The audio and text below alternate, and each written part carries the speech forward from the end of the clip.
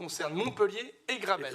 Tout à fait, merci Monsieur le maire. Donc, effectivement, cette délibération a vocation à venir constituer notre dossier de candidature, après plus de 2 ans et demi maintenant, parce que notre première délibération qui actait notre candidature et adhésion à l'association Territoire Zéro Chômeur était en date du 14 juin 2021.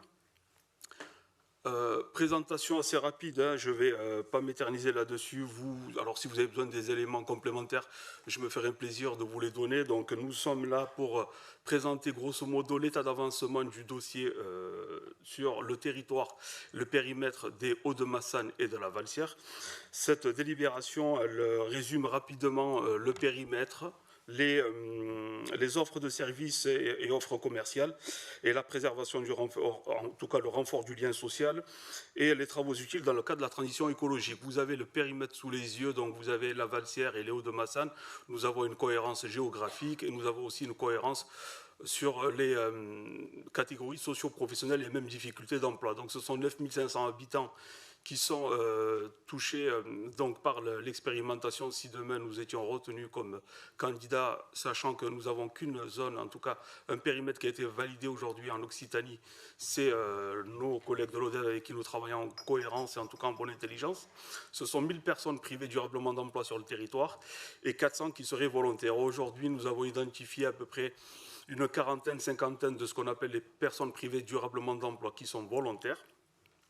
Vous pouvez enchaîner sur la slide suivante. Voilà, c'est permettre donc rapidement, donc le but c'est de permettre à tout résident de ce territoire privé durablement d'emploi et volontaire d'avoir une solution d'emploi dans les délais raisonnables. C'est permettre aussi l'accès à 200 emplois existants sur une durée de 5 ans. C'est créer 200 emplois supplémentaires au sein d'entreprises à but d'emploi. Ça peut être une ou plusieurs EBE sur le territoire, hein. Les entreprises à but d'emploi, elles ont aussi encore des travaux non concurrentiels qui vont être développés par la suite au sein du comité local pour l'emploi. Vous pouvez enchaîner voilà, sur la slide suivante. Et là, vous avez grosso modo l'implantation de tous les de 2 EBE sur Valsière, mairie annexe de la Valsière. Et vous avez la maison pour tous, là où on organise nos clubs, mais c'est dans les Hauts-de-Massanes où nous aurons à peu près 2-3 services. Vous avez les services support de l'EBE qui sont sur les Hauts-de-Massanes et la Valsière. Vous avez éventuellement les projets de stockage dans les parkings d'ACM, c'est plutôt côté Gênes. Vous avez l'épicerie sociale mixte et solidaire ou le café associatif dans les locaux des Hauts-de-Massanes du côté de l'ancien centre commercial Coop, là où se trouvent les locaux d'Unisson. Vous avez éventuellement aussi les services de collation, café et animation au bord du lac des Garrigues, discuter et échanger avec mon collègue Alban Zanchiro dans le cadre de l'animation du centre nautique. Et éventuellement donc le comptoir de service aux habitants et aux entreprises. Et enfin un café associatif avec une activité de préfiguration de la recyclerie. Troisième, donc c'est le pôle déchets avec éventuellement un village du remploi qui serait mis en place avec la nouvelle déchetterie qui va être à la limite de la Valsière avec les Hauts-de-Massanes. Ça, les axes de développement projetés, c'est pour éventuellement la deuxième ou première EBE, c'est les activités que nous prévoyons de développer. Donc les premières activités présentées avant, elles sont prévues pour l'année fin 2024, celles-ci pour l'année 2025.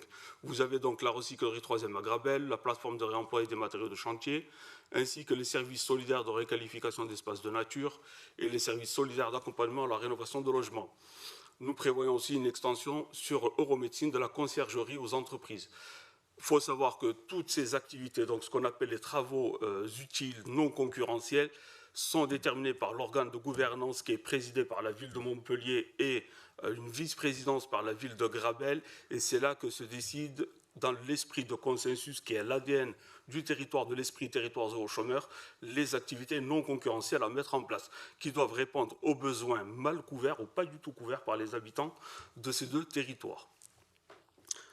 La délibération mettra en place donc la présidence de l'instance de gouvernement du comité local pour l'emploi.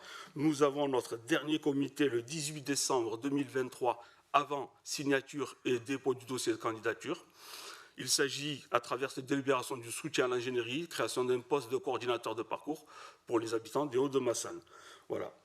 Je crois que j'en ai fini avec la délibération et l'expérimentation territoire zéro chômeur. Nous avons de grandes chances de pouvoir porter notre dossier, je vais aller très vite, nous avons de grandes chances, effectivement, à avoir l'habilitation. En tout cas, les grappes territoriales sont assez confiantes pour notre dossier, donc on essaie de mettre tous les moyens humains et financiers pour pouvoir déposer au plus vite ce dossier. Nous avons une pression énorme des habitants.